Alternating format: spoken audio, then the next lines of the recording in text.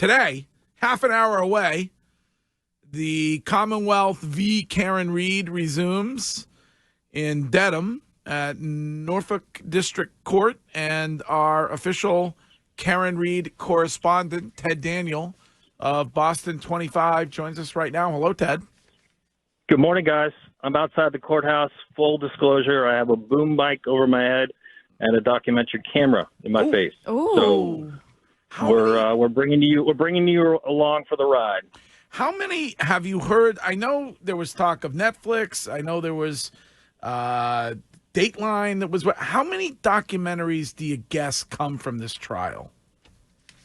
Well, I know all the network affiliates have people in there. There's Dateline crews who are in the court every day. ABC has a person. So I would imagine all the big TV networks will end up doing them. Plus, you have different production companies affiliated with, the streaming like Netflix and Amazon and things like that are also going to be doing it. So I think that you're going to see a lot of content post-trial. Trooper Michael Proctor back on the stand this morning for cross-examination. The prosecution brought him in, but didn't examine him virtually at all on the actual investigation and the evidence. They did, there was some of that at the beginning where Trooper Proctor talked about all the different pieces of taillight evidence that he recovered over like 6 different visits to 34 Fairview Road. But you're right. I think most of people are going to remember that the focus of his testimony was mostly about his text and his text concerning Karen Reed. I mean, this guy probably never had an idea that his personal text messages with his buddies, with his family, with his supervisors would ever get public. But because of the federal investigation, they got all of them. And the prosecution is well aware the defense has them too. So I think Prosecutor Lally just wanted to get ahead of the defense because I think he knew that Jackson was going to smoke Proctor, regarding his texts.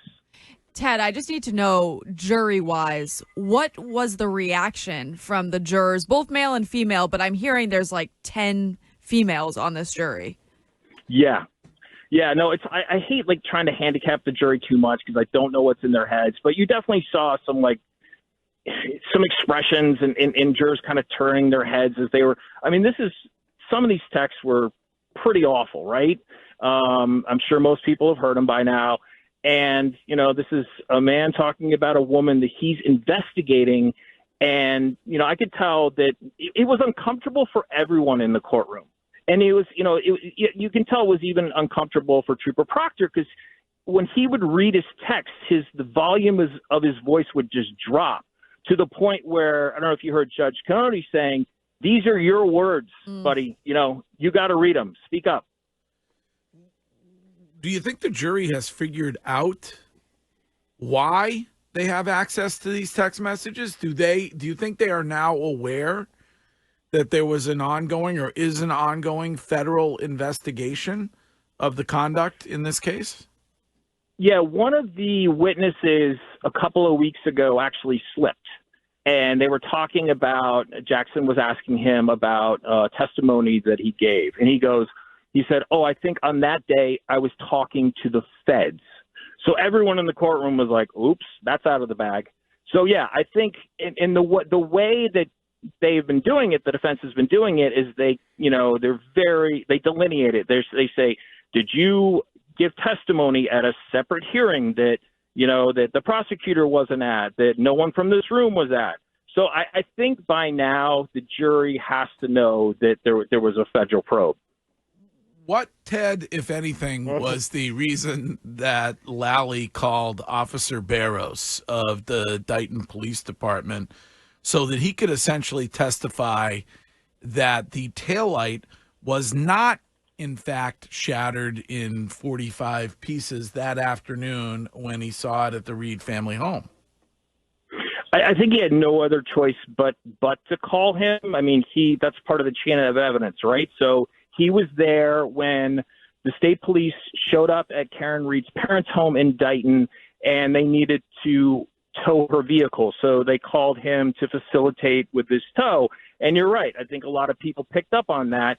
He said, in his best memory, it was cracked, not completely damaged. And when you look at the taillight that we're looking from, the evidence photos, that thing is shredded. It's completely shattered. So I certainly, you wonder if the jury picked up on that. I have to think they probably would have. But I think that, Lally had no other choice, but he had to call him because he was a part of, demonstrating that, okay, they got the car and then they took the car to Canton Police Headquarters.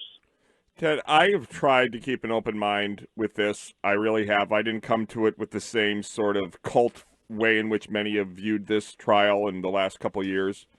But I don't understand Lally. I don't understand his prosecution. At this stage of the trial, you should be at least more on the side of the prosecution, as the defense hasn't called a single witness yet. What is going on? Yeah. With the text, I'm not a lawyer, but I think there might have been a different way to handle it. So Lally went through probably 10 or 15 texts that Proctor wrote that, did not make him look good. I think there was probably a way to do that where you just have him read maybe 3 texts, get it out of the way, get it done. He apologized multiple times and then move on. But we sat there for an hour going through each of these offensive texts and, some worse than others. And it just seemed like we know he had to hit that. We know he had to get in front of that because the defense was going to have a field day with it. But I don't understand why so much time was spent by the prosecution on Proctor's text.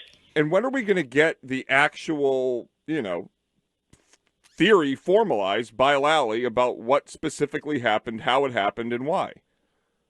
Well, I think he said some of it in openings, that the relationship had run its course and that she was wasted and she had, all these vodka and sodas and didn't remember. She told people she may have hit him or I did hit him.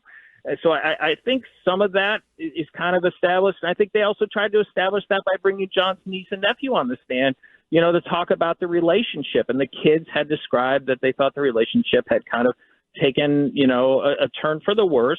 So I think it's very subtle, from what we've heard so far. I think it's up to Lally in closings to just recap it all and kind of say, hey, this is what we believe happened. But, one of the big questions is you have a murder 2 charge, is what we're hearing, does it rise to the level of murder 2?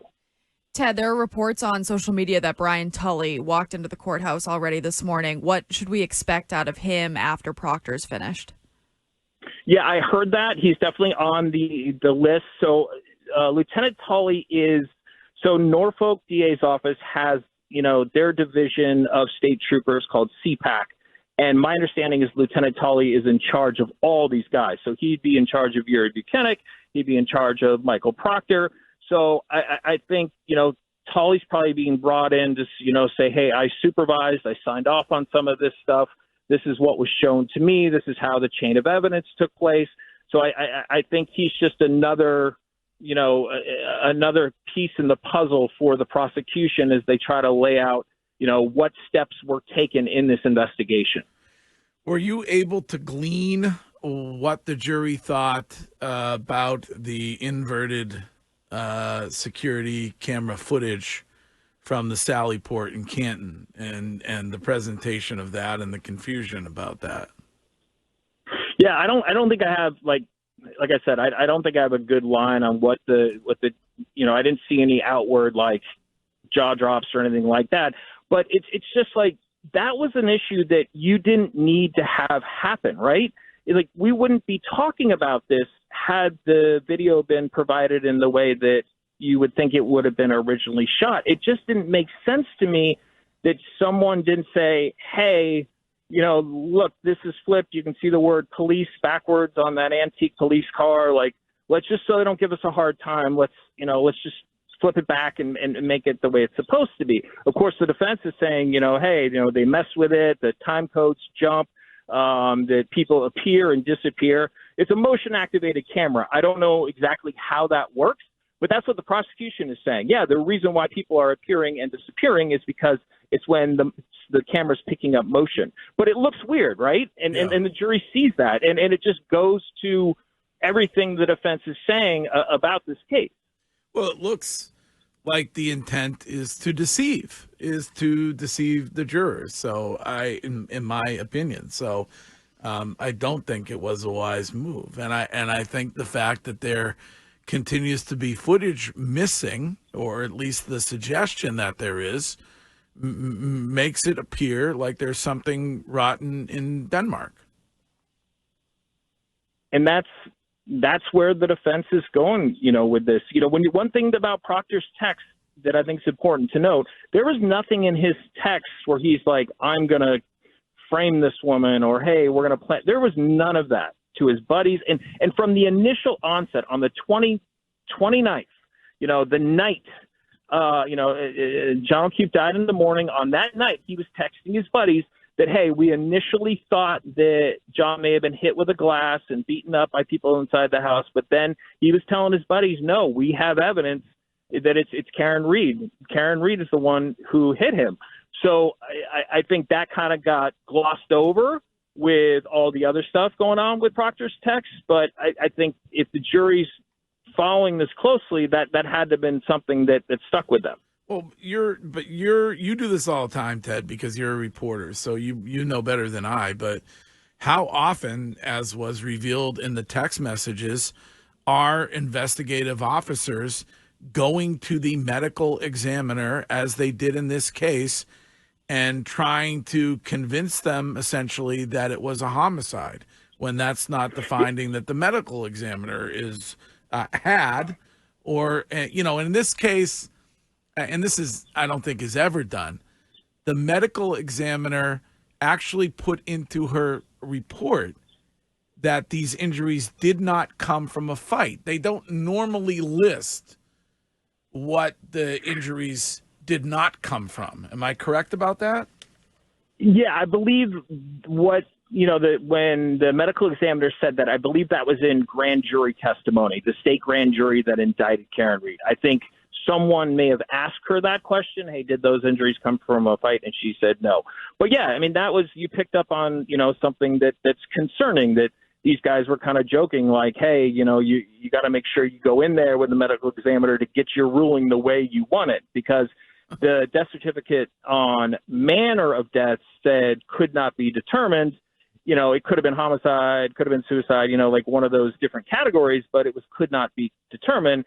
And of course, that's something that the defense is using. Yeah. So you have a death certificate in which the manner of death can't be determined. You don't have any witnesses to what happened. And you certainly don't have any footage of what happened. And then the rest of it is going to be up to this jury. Can I ask one quick question? Yes, we to Ted, because how close of friends is the Proctor and the Albert, the alleged or person who could have beat him up? How close of friends are they? Would he be willing to cover this up? Yeah, I think what Trooper Proctor said is that he hadn't had previous encounters with Brian Albert, the homeowner, but he knew his brother Chris, Chris's wife, and their son. But, you've seen on social media that there's different pictures of Trooper Proctor with members of the Albert family. He was accused according to the defense and the federal grand jury, he was asked about his relationship with the Alberts and kind of had to walk back some of his earlier distancing of them. So, yeah, I mean, I think that's an issue. I think what the word he used was with the Alberts, they were acquaintances. But, the defense is going to say, no way. This guy was, his sister, apparently, Michael Proctor's sister, was better friends with the Alberts, is what he's saying. Well, we will let you get in there and get your spot, and it is certainly going to be riveting at 9 this morning. This is going to be a good day to watch if you're watching it. Yeah. All right, Ted Daniel, thank you. And I Is it accurate that you're going to try to make it to a road show? Is that what your text said yesterday? I want to. If there's not a trial, if there's no trial on a Friday, I want to try to come down and join you guys. Okay. All right. Well, That'll we be got only 2 left, tomorrow and next week, so hopefully you'll be able to make it. Thank you, Ted Daniel. All right. Thanks, guys. All right. That is our official Commonwealth v. Karen Reed correspondent, Ted Daniel of Boston 25.